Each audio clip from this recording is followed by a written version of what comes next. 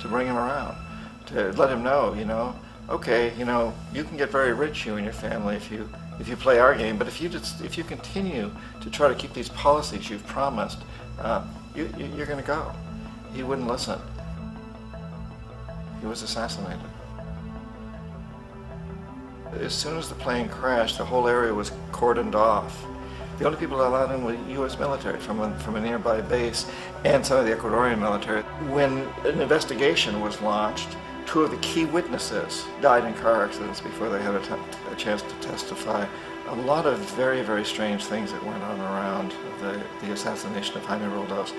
I, like most people who've really looked at this case, have absolutely no doubt that it was an assassination. And of course, in my position as an economic hitman, I was always expecting something to happen to Jaime, whether it be a coup or assassination, I wasn't sure, but that he would be taken down because he was not being corrupted. He would not allow himself to be corrupted the way we wanted to corrupt him.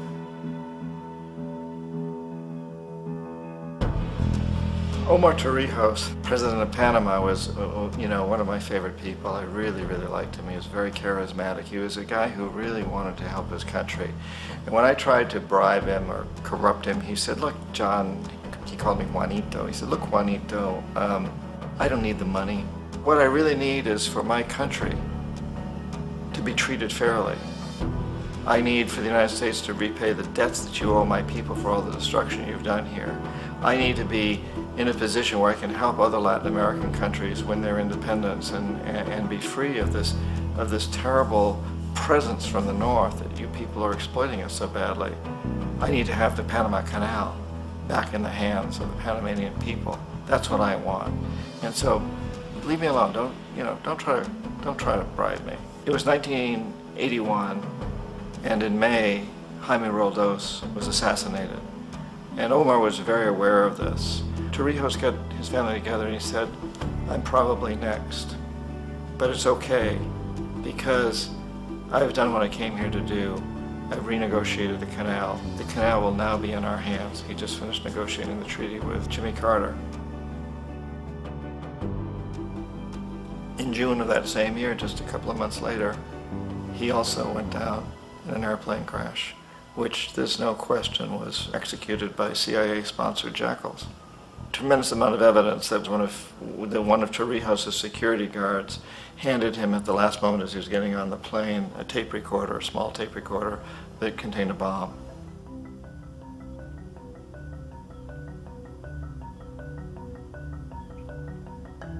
It is interesting to me how this system has continued pretty much the same way for years and years and years, except the economic hitmen have got better and better and better.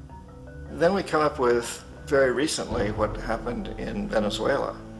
In 1998, Hugo Chavez gets elected president, following a long line of presidents who had been very corrupt and basically destroyed the economy of the country. And Chavez was elected amidst all that. Chavez stood up to the United States, and he's done it primarily demanding that Venezuelan oil be used to help the Venezuelan people. Well, we didn't like that in the United States. So in 2002, a coup was staged, which there's no question in my mind, and most other people's minds, that the CIA was behind that coup.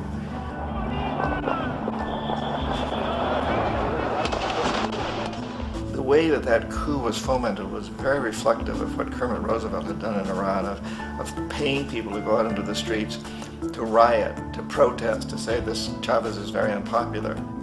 If you can get a few thousand people to do that, television can make it look like it's the whole country, and things start to mushroom. Except in the case of Chavez, he was smart enough, and the people were so strongly behind him that they overcame it, which was a phenomenal moment in the history of Latin America.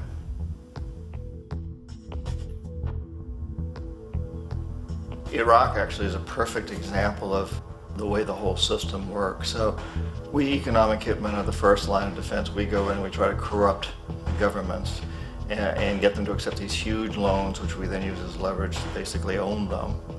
If we fail, as I failed in Panama with Omar Torrijos and in Ecuador with Jaime Roldos, men who refuse to be corrupted, then the second line of defense is we send in the jackals. And the jackals either overthrow governments or they assassinate.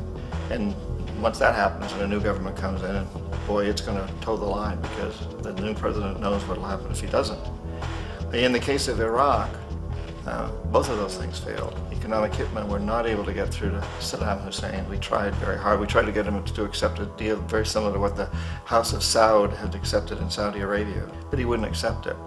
And so the jackals went in to take him out. They couldn't do it. His security was very good.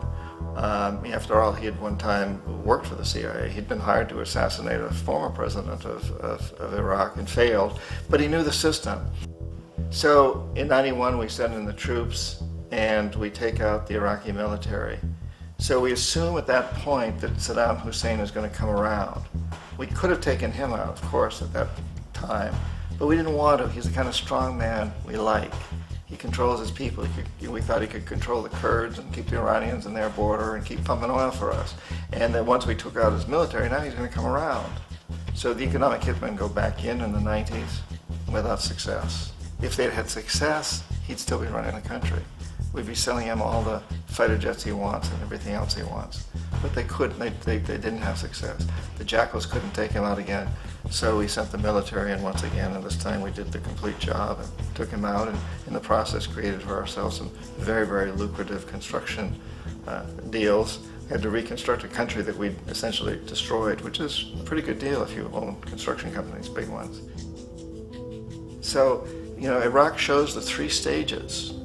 The economic hitmen failed there, the jackals failed there, and as a final measure, the military goes in.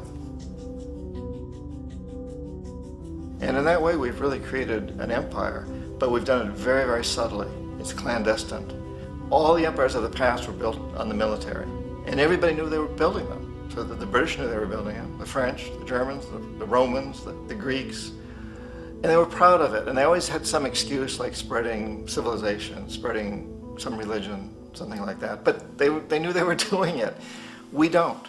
The majority of the people in the United States have no idea that we're living off the benefits of a clandestine empire, that today there's more slavery in the world than ever before. And then you have to ask yourself, well, if it's an empire, then who's the emperor? Obviously, our presidents of the United States are not emperors. An emperor is someone who's not elected, doesn't serve a limited term, and doesn't report to anyone, essentially. So you can't classify our presidents that way. But we do have what I consider to be the equivalent of the emperor, and it's what I call the corporatocracy. The corporatocracy is this group of individuals who run our biggest corporations, and they really act as the emperor of this empire. They control our media, either through direct ownership or advertising. They control most of our politicians because they finance their campaigns, either through their corporations or through personal contributions that come out of the corporations.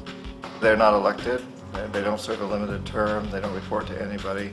And at the very top of the corporatocracy, you really can't tell whether a person's working for a private corporation or the government because they're always moving back and forth. So, you know, you've got a guy who one moment is the president of a big construction company like Halliburton, and the next moment he's vice president of the United States, or the president who is in the oil business. And this is true whether you've got Democrats or Republicans in the office. You have to moving back and forth through the revolving door. And in a way, our government is invisible a lot of the time, and its policies are carried out by our corporations on one level or another. And then again, the policies of the government are basically forged by the corporatocracy and then presented to the government. They become government policy. So it's an incredibly cozy relationship. This isn't a conspiracy theory type of thing. These people don't have to get together and plot to do things. They all basically work under one primary assumption, and that is that they must maximize profits regardless of the social and environmental costs.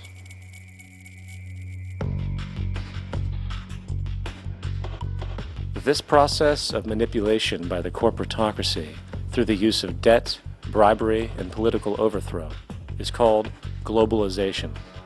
Just as the Federal Reserve keeps the American public in a position of indentured servitude through perpetual debt, inflation, and interest, the World Bank and IMF serve this role on a global scale. The basic scam is simple. put a country in debt either by its own indiscretion or through corrupting the leader of that country, then impose conditionalities or structural adjustment policies, often consisting of the following.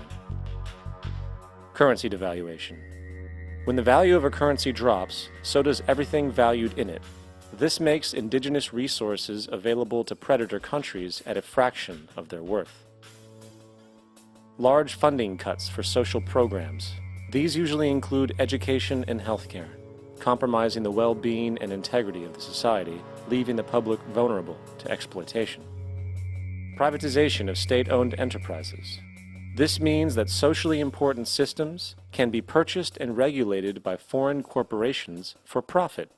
For example, in 1999, the World Bank insisted that the Bolivian government sell the public water system of its third largest city to a subsidy of the U.S. corporation Bechtel.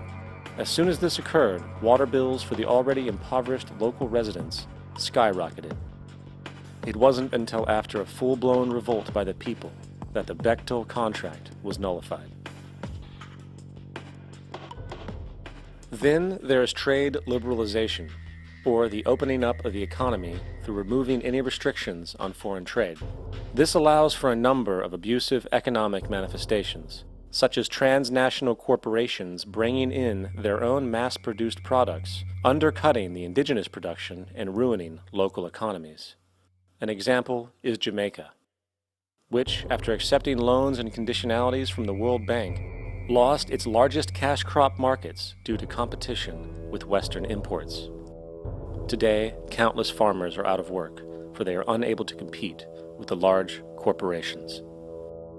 Another variation is the creation of numerous seemingly unnoticed, unregulated, inhumane sweatshop factories, which take advantage of the imposed economic hardship. Additionally, due to production deregulation, environmental destruction is perpetual, as a country's resources are often exploited by the indifferent corporations while outputting large amounts of deliberate pollution. The largest environmental lawsuit in the history of the world today is being brought on behalf of 30,000 Ecuadorian Amazonian people against Texaco, which is now owned by Chevron. So today it's against Chevron, but for activities conducted by Texaco. Estimated to be more than 18 times what the Exxon Valdez dumped into the coast of Alaska. In the case of Ecuador, it wasn't an accident. The oil companies did it intentionally. They knew they were doing it to save money out there rather than arranging for proper disposal. Furthermore, a cursory glance at the performance record of the World Bank reveals that the institution, which publicly claims to help poor countries develop and alleviate poverty, has done nothing but increase poverty and the wealth gap, while corporate profits soar. In 1960, the income gap between the fifth of the world's people in the richest countries versus the fifth in the poorest countries was 30 to 1. By 1998, it was 74 to 1. While global GNP rose 40% between 1970 and 1985, those in poverty actually increased by 17%. While from 1985 to 2000, those living on less than $1 a day increased by 18%. Even the Joint Economic Committee of the U.S. Congress admitted that there is a mere 40% success rate of all World Bank projects. In the late 1960s, the World Bank intervened in Ecuador with large loans. During the next 30 years, poverty grew from 50% to 70%. Under or unemployment grew from 15 to 70%.